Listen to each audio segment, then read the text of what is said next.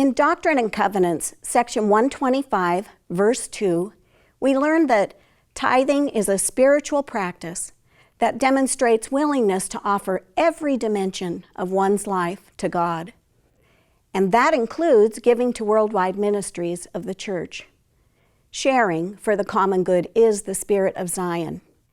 And yet, it's not always easy on Sunday morning, sitting in our home congregations, wherever that might be across the globe, to remember this and share with deep discernment beyond our own immediate homes.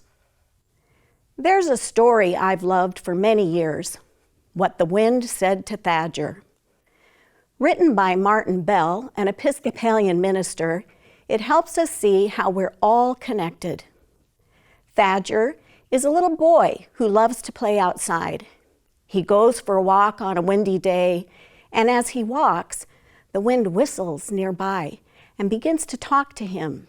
The wind says, "Thaddeus, you are my friend. I would like to tell you something important. Please listen carefully and remember what I say. Everything that is good.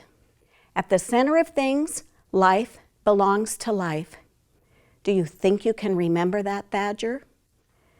Thaddeus is surprised that the wind is talking to him, but he's listened closely and he repeats what the wind said in his own words with amazing comprehension for a small child.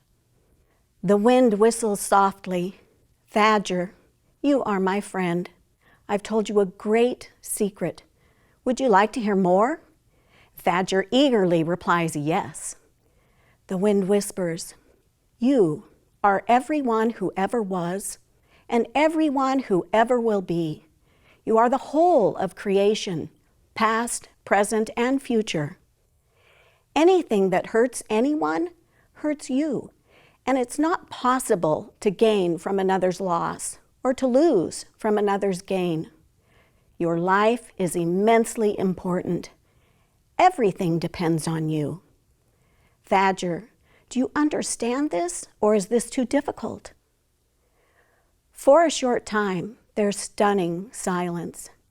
But again, the boy repeats in his own words and surprises the wind with his uncanny comprehension. The wind whistles softly.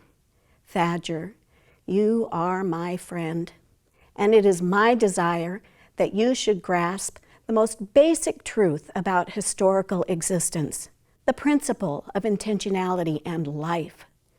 We are united with the origin and aim of life precisely as we expend ourselves on behalf of the whole world."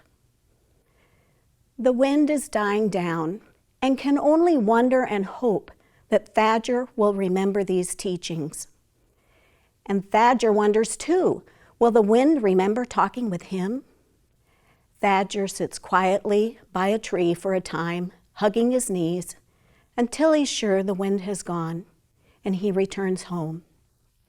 That night, Thaddeus' mother reads him a bedtime story about elephants, and when she finishes, she asks him what he likes about it. Thaddeus replies that it's important to remember that whatever hurts elephants hurts him, and that whatever helps elephants helps him. He adds that at the center of things, life belongs to life. And this means that he and the elephants share in the same experience and are somehow united with one another. He goes on to say that it's good to be an elephant and it's good to be Thaddeus. This story reminds us that we're all a part of God's creation and that we belong to one another, that we are to live with intentionality, caring for, and loving one another. From Doctrine and Covenants, section 162, verse 7, we read, "The call to respond is urgent. Look to the needs of your own congregations, but look also beyond your walls to the far-flung places where the church must go. Each disciple needs a spiritual home. You're called to build that home and care for it, but also to share equally in the outreaching ministries of the church. In that way, the gospel may be sent to other souls also yearning for a spiritual resting place." When we share of ourselves and our money, both locally and worldwide, we're responding to the call of the Holy Spirit, and we're acknowledging that what helps one of us helps all of us. We are expressing God's love for all of creation, where everything that is good.